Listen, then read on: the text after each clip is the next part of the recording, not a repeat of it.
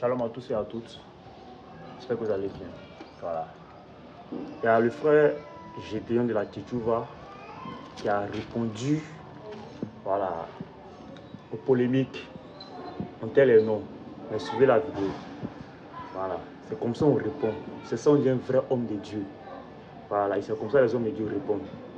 Parce qu'on ne laisse pas échappatoire à quelqu'un.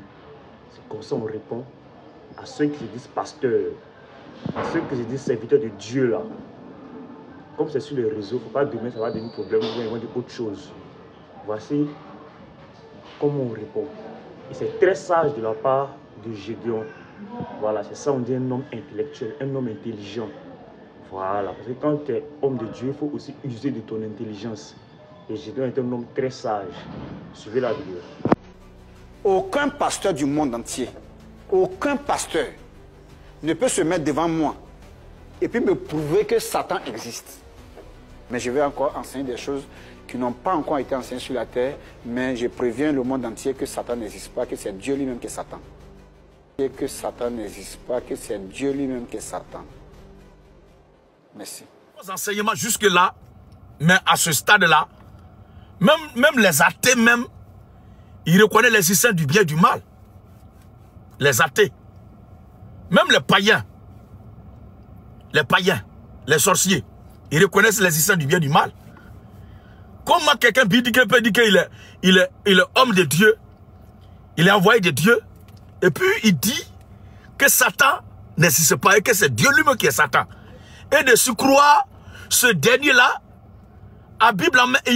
c'est la Bible qui cite quand il prêche. Moi, je pense qu'on ne doit pas trop perdre le temps sur ce genre d'amusement-là. Hein? On ne doit pas trop perdre le temps dessus, mais il faut se concentrer sur l'évangile du Seigneur. Et tous ceux qui se disent pasteurs, prophètes, apôtres, international, hein, bishop, archibishop, ils ont entendu tout cela. Il n'y a pas un qui a branché. Il n'y a pas un qui a dit Parce que le royaume de Satan se connaît entre lui. Le royaume du diable se connaît entre lui. Mais, pour moi, en tant que chrétien, en tant que serviteur de Dieu, en tant que prédicateur de l'évangile de Christ, je tiens à souligner ceci. Que l'évangile de Christ que nous prêchons nous enseigne de prêcher. Vous comprenez? Ce que le Seigneur Jésus-Christ a dit. Et c'est ce que la Bible a dit que nous prêchons. Et nous, notre boussole, notre fondement, notre base, notre constitution, notre orientation, notre choix, c'est la Bible. Et nous n'avons pas d'intérêt à nous opposer à ce que la Bible dit. Pour ce qui concerne la guerre entre Israël et l'Iran, s'il vous plaît, c'est la même chose que je disais depuis fin 2002, début 2003. C'est la même chose que je dis jusqu'à aujourd'hui. Et ma position n'a pas changé, elle ne changera pas. Et c'est ce que j'ai dit depuis longtemps, que je continuerai de dire jusqu'à ce que le Seigneur vienne me chercher. Le combat, la crise, le conflit actuellement entre Israël et l'Iran là, il y a certains qui pensent que l'Iran va triompher d'Israël. Il y a beaucoup qui pensent ça. Que l'Iran va triompher d'Israël. Regardez bien ma main. Un jour, je prêcherai pour vous expliquer bien. Israël là, vous voyez bien les traits qui sont dans la main là. On ne peut pas arracher ça. Ça arracher la paume. Et en voulant arracher ces traits là qui sont dans la paume là, en voulant les arracher, quand tu vas les arracher, les traces vont rester encore. Donc la meilleure façon, si tu ne veux plus voir ces traces qui sont dans la main là, c'est d'imputer la main. C'est l'histoire d'Israël. Celui qui doit vaincre Israël, il doit éradiquer Israël de la carte géographique de la terre. Or, dans les prophéties bibliques là, c'est impossible. Même à l'heure même fatidique indiquée par les prophéties bibliques sur l'envahissement d'Israël, je dis bien, les nations arabes qui sont autour, ayant leur tête, le roi du Nord, Israël ne peut pas disparaître. Et c'est là que la tombe, c'est-à-dire c'est là que la tombe de ces grandes puissances qui vont se lever contre Israël là. C'est sur ce territoire-là. C'est là, en Israël là, sur ce territoire, ce petit territoire-là. C'est ce petit territoire-là qui va devenir la tombe de tous ces géants. Donc le problème d'Israël là, c'est un problème qui n'est pas humain. C'est un problème qui n'est pas humain. Ça n'a rien à voir avec les histoires d'armes nucléaires, hein, du plus grand nombre de soldats, du plus grand nombre de combattants, de celui qui possède, comment dirais-je, le plus grand nombre de technologies perfectionnées. Non, c'est pas vrai. Il y a un problème, un programme divin dans cette affaire d'Israël. Et dans ce que nous les chrétiens, nous croyons, selon la Bible, concernant les prophéties, concernant les puissances, les grandes puissances qui se sont succédées à la direction, à la gouvernance du monde entier, l'empire perse là ne reviendra pas pour culminer au sommet des puissances mondiales. Or, Iran, c'est le Perse. Iran, c'est le Perse. D'autres disent qu'Israël se comporte de façon sauvage, de façon barbare.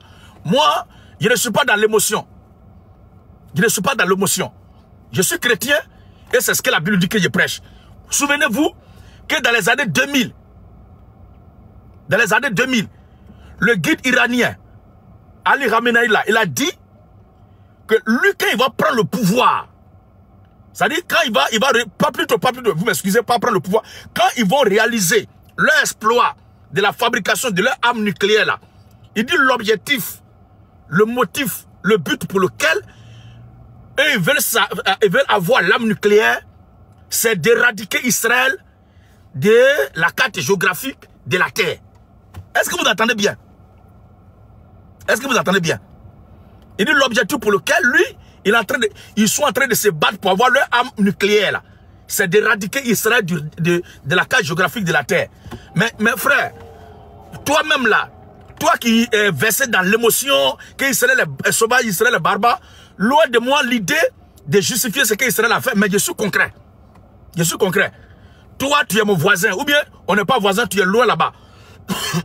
Tu es loin là-bas, tu vis chez toi tranquillement, je suis chez moi ici. Et toi, tu dis, le jour où tu vas réaliser ta maison là, et que tu prévois faire une maison de 4 étages, et quand tu vas finir de déposer la toiture là, l'objectif c'est de placer là-bas une arme pour moi, m'abattre et me détruire, brûler ma maison pour que toute ma famille et moi on disparaisse de la terre.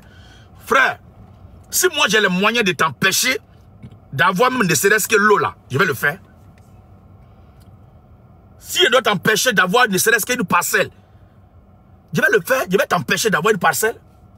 À plus forte raison, c'est laisser jusqu'à construire et même inaugurer une maison là pour aller t'asseoir au sommet là-bas et puis tu vas tirer sur moi pour me tuer. C'est le guide iranien lui-même qui a provoqué le malheur d'Iran actuellement. C'est lui-même de sa propre bouche. C'est lui qui a... Ça dit la source des malheurs d'Iran actuellement, s'il faut en parler, c'est le guide même iranien. Qui dit qu'il va avoir arme nucléaire, c'est d'éradiquer Israël de la terre. Donc Israël n'a qu'à croiser les bras pour qu'eux finissent leur programme nucléaire là, ou bien atomique, pour dormir peinard et un bon matin, et puis on va leur larguer une bombe atomique. Mais vous vous amusez, hein? Oh. Je suis en train de parler de quelque chose, tu m'écoutes bien, puis tu es en train de... Tu mets le nom de quelqu'un pour dire, je dis, tu ne veux pas faire de... Mais vous n'êtes pas intelligent, hein? Vous n'êtes pas intelligent. Si toi, tu veux discuter avec ce dernier, tu veux causer avec lui, mais il faut créer ta page TikTok pour aller parler là-bas. Moi, il n'a pas payé 5 francs pour créer ma page ici. Moi, je suis là pour informer mes frères et mes soeurs de ce que nous croyons et de leur parler de ce que l'Écriture dit. Est-ce que vous comprenez? Voilà.